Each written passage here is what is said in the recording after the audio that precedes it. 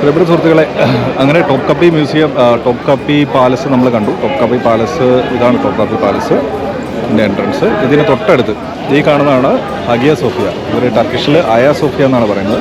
ഇനിയിപ്പോൾ നമുക്ക് കാണാനുള്ളത് ഹഗിയ സോഫിയാണ്. ഹഗിയ സോഫിയ എങ്ങനെ ഉണ്ടാവുന്നുള്ള കാര്യം നമുക്കിനി കാണാം. ഇതാണ് അതിൻ്റെ എൻട്രൻസ്. ഇതിൻ്റെ വർക്ക് എന്തോ നടന്നുകൊണ്ടിരിക്കുകയാണ്. ഒത്തിരി മെയിൻ്റനൻസ് വർക്ക് ഉണ്ടെന്ന് തോന്നുന്നു, നടന്നുകൊണ്ടിരിക്കുക.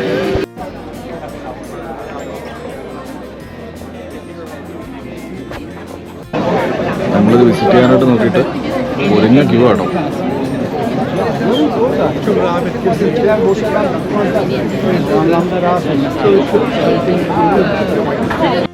നമ്മളൊത്തിരി വലിയൊരു കയറ്റം കയറി മുകളിലെത്തിയിരിക്കുകയാണ്.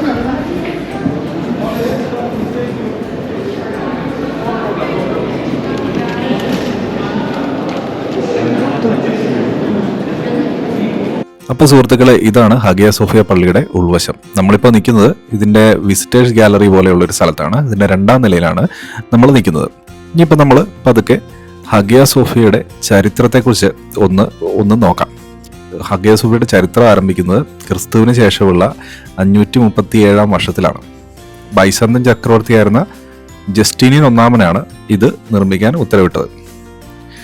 3 തവണ പുനർനിർമ്മാണം ചെയ്തിട്ടാണ് ഇപ്പോൾ കാണുന്ന ഹഗിയ സോഫിയ പള്ളി ഇങ്ങനെ ഇരിക്കുന്നത്.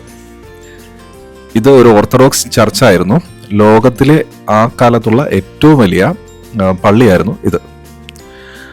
അതിനുശേഷം 1453 ഒട്ടോമൻ തുർക്കികളിലെ മഹാനായ ചക്രവർത്തിയായിരുന്ന സുൽത്താൻ അഹമ്മദ് ഫത്തെ കോൺസ്റ്റാന്റിനോപ്പിൾ കീഴടക്കുന്നു.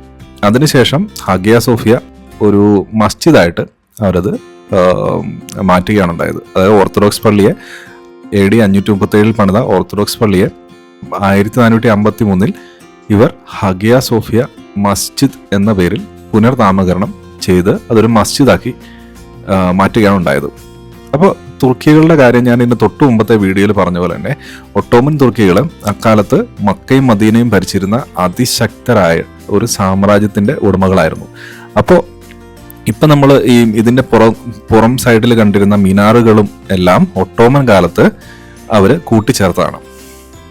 ഇതിനുശേഷം 1935 തുർക്കിയുടെ, അതായത് ഇപ്പം കാണുന്ന സ്വാതന്ത്ര്യാനന്തരത്തിന് ശേഷമുള്ള തുർക്കിയുടെ സ്ഥാപകനായ മുസ്തഫ കമാൽ അറ്റാതുർക്ക് ഹഗിയ സോഫിയയെ ഒരു മ്യൂസിയമാക്കി പ്രഖ്യാപിച്ചു.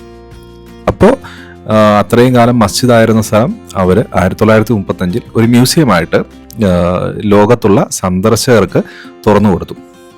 അതിനുശേഷം 2020 ഹഗിയ സോഫിയ വീണ്ടും ഒരു മസ്ജിദായി. ഇപ്പോൾ താഴെ മുസ്ലിങ്ങൾ താഴ്ത്തിക്കുന്നത് നമുക്ക് കാണാം. എല്ലാ ഭാഗത്തു നിന്നുള്ള വിനോദസഞ്ചാരികളെ ആകർഷിക്കുന്നുണ്ട്.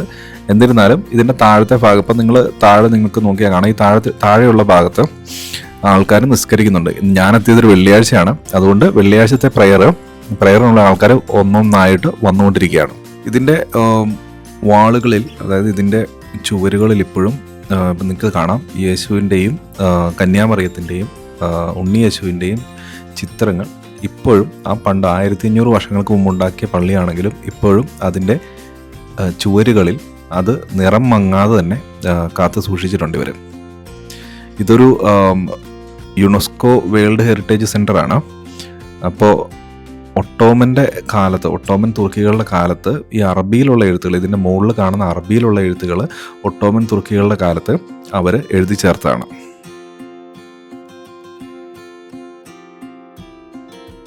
ഇപ്പം നിങ്ങൾ കാണുന്ന പണ്ട് കാലത്ത് മാമോദീസ കൊടുക്കുവാനായിട്ട്, ഓർത്തഡോക്സ് ചർച്ചാണല്ലോ, അപ്പം മാമോദീസ കൊടുക്കുവാനായിട്ട് ഉപയോഗിച്ചിരുന്ന ഒരു കൽത്തൊട്ടിൽ പോലത്തെ ഒരു സ്ഥലമാണെന്നാണ് അറിയുവാനായിട്ട് സാധിച്ചത്. ഇപ്പം നമ്മൾ പള്ളിയിൽ നിന്ന് പതുക്കെ താഴേക്ക് ഇറങ്ങി. ഇപ്പം താഴേക്ക് ഇറങ്ങുമ്പോൾ ഈ ഒരു ഭാഗത്താണ്, ഇതിലൂടെയാണ് നിസ്കരിക്കാനായിട്ട്, അതായത് ടർക്കിഷ് സിറ്റിസൺസിന് നിസ്കാരത്തിന് വേണ്ടിയിട്ട് അകത്തേക്ക് കയറുവാനായിട്ടുള്ള വഴിയാണിത്. ഇപ്പോൾ ഇവിടെ മസ്ജിദ് ആയതുകൊണ്ട് തന്നെ മുസ്ലിം സമുദായത്തിലുള്ള ആളുകൾ ഇവിടെ നിസ്കാരത്തിനായിട്ട് എത്താറുണ്ട്.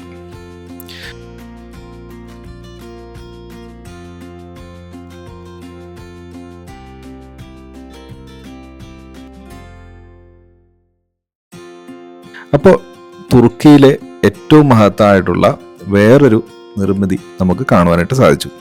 ഈ വീഡിയോയും ഇതിൽ കണ്ട ദൃശ്യങ്ങളും നിങ്ങൾക്ക് ഇഷ്ടമായി എന്ന് ഞാൻ വിചാരിക്കുകയാണ്. അപ്പോൾ വീണ്ടും ഒരു വീഡിയോയുമായിട്ട് എത്തുന്നതുവരെ നമുക്ക് യാത്രകൾ തുടരാം, ഓർമ്മകളായി വേർക്കാം. നന്ദി, നമസ്കാരം.